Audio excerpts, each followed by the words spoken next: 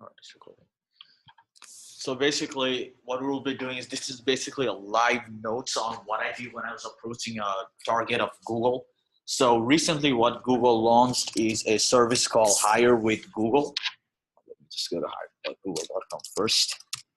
So what this does is if you are a G Suite admin where you can have like a domain company.com or something like that at company.com, you can buy this service with them. So because I have multiple G Suite, they send me an invite and said, if you want to sign up, let us know. So I went ahead and got this. And basically after I got access to it, this is what the website will look like. So when I'm like creating jobs, creating dashboards, see candidates and all that. And what I usually do is when I first approach the target, I do not go sending payloads because what is required is like, the good thing is if you know what the web app does, it helps you to actually do a specific target attack. Because if you're just sending CSRF tests or IDOR, especially on targets like Google, it will not usually work because those low-hanging fruits are usually covered on their stage of development. So what I did was I started testing it out and I started taking notes on it. So first process was basically for 2 hours. I just used the web app and see like what I could do. So just going by step, I'll like show all of this and see what I found or like what kind of things it was interesting to see. So the first thing I did was I went to the creating jobs because the main goal of this is you can create jobs, you can publish it so that people can apply to your company and all that. So before this was all empty and you can create a job on this dashboard.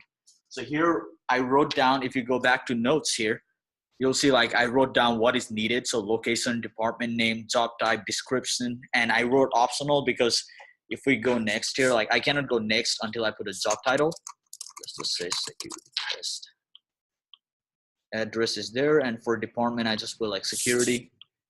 And here we have a description, but we don't have to actually put it. We can just go like next.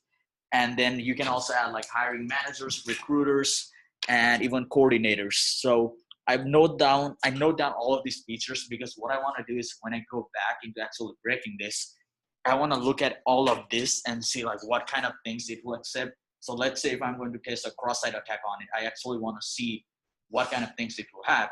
So what I did was after I did this, I published my job. So let me show you guys. So basically I wrote the job down and then I create a job. So I went back into the job board and when I published it, let's publish this. I started looking into like how these kind of features work. So I note down what kind of what kind of things it has. So published job is basically where all the jobs will be posted. So let's go back here and this is what I'm mentioning here. And I kind of listed on like how it is seen in the original view. So basically what I did was, so I have the job post on this side as an admin, but what will it look like when I try going to like the main job section? So like this is what the job posting will be. And I started taking notes on like how I can view it. So simple page that lists all of them or like department types and location. So we can search them like this or any of these sorts. And I went back to the job panel, which is basically for like individual job, you have panel on who has applied in details. And what I usually do is because I like to actually like see the application when I'm taking notes. So if we go back to security test, I started taking like pictures. So here the candidates are listed and there's like job details. So I went down and took picture of the job details to see like what feature it will have.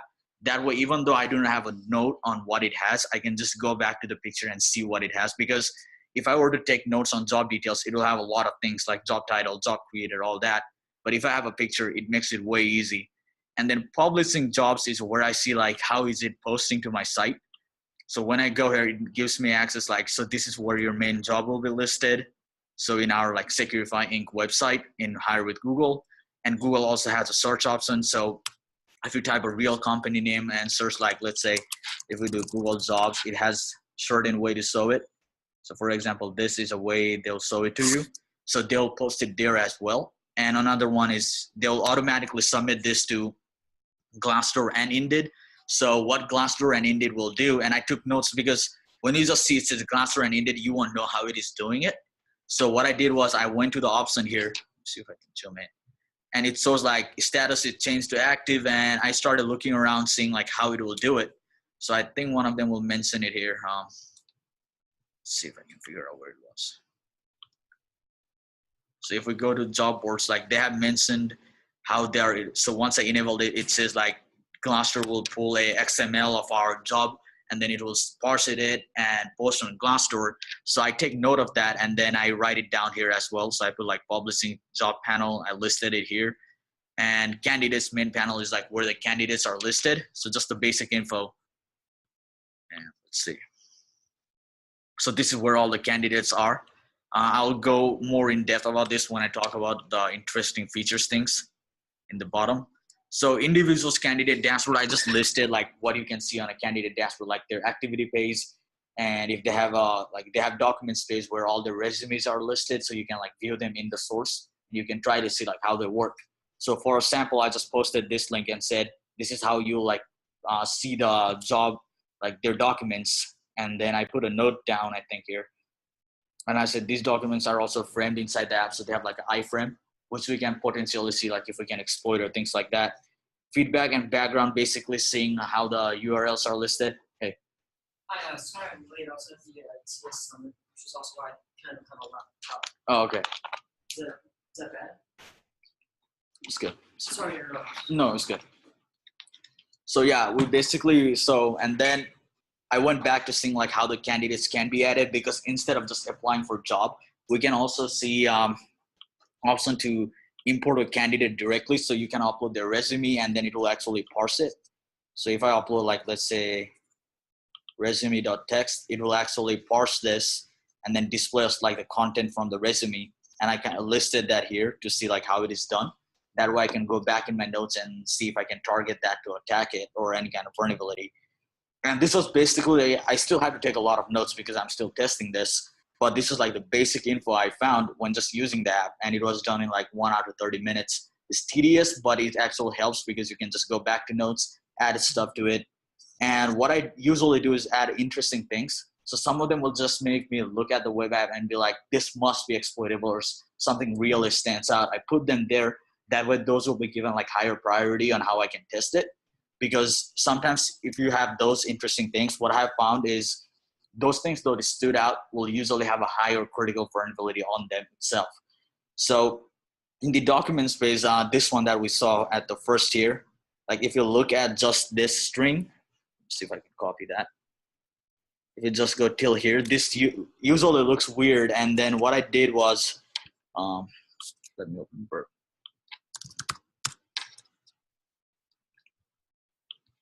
So I listed it here also. It's basically a base64 code of like where the resume is. So, and then I made a copy of that, decoded that, and then pasted it here so that I can see like how it is working actually. So if it has. Wait, so when you say base64, you mean like number of system, right? Like so decimal is 64. Yeah, basically on that. Okay. So they were basically encoding it and then saving it, because if they were to just paste this whole thing in the link, it's just gonna be long, and it will also have other issues on their backend. So having it base64 helps them as well to just like decode it on the back and just load the info. And I pasted it here because then I can go back and see like how I can use it for any exploit I can. So this is basically like what I pasted. And then there's another thing that was really standing out was when you get the hire with Google app, you actually have to sign a contract with them saying like you won't cancel your contract until a year. So you'll have to keep paying $100 per month to them for a year, and then only you can cancel. And we have to give our like company name, our info, and all that. But what I saw that if I go here on the what was that? If I go on the admin panel, and then if I go on the company information, they are not forcing me to have a certain company name. Basically, I can edit it and then save it as I want. So what it stood out was like, if they already have a contract, why are they not saving that instead and allowing me to have that? So, and then I went back and saw if like, see if it has a vulnerability on it. And what I also do is sometimes like once you start doing bug bounty or even do a pen test or anything, once you see this kind of things, like once you take down notes, some kind of vulnerabilities will already come in your mind. You'll be like, so what if I try this? This might happen or not. So I just went down and started posting info on like what I could test out and all that. So like, let's say replacing candidate info, because if we think of a job application, let's say like one of you guys apply to the job. If I know your email and if I apply with the same email, will it replace the content or not? Because some of the job boards usually just like change the info if the same application is sent again. So you can usually see if that is vulnerable or not. So job description, name, department name, and etc. So what I noticed was if I go here, and this actually required me to actually see some part of the code. So if we go on, let's say like software engineer DevOps, and if you check the inspect, if you do an inspect element and see like company department.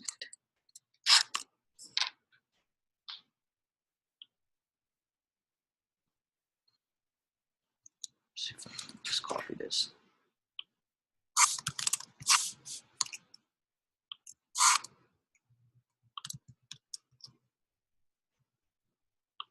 So if we see it here, like it's, oh shit, let me try to make this bigger.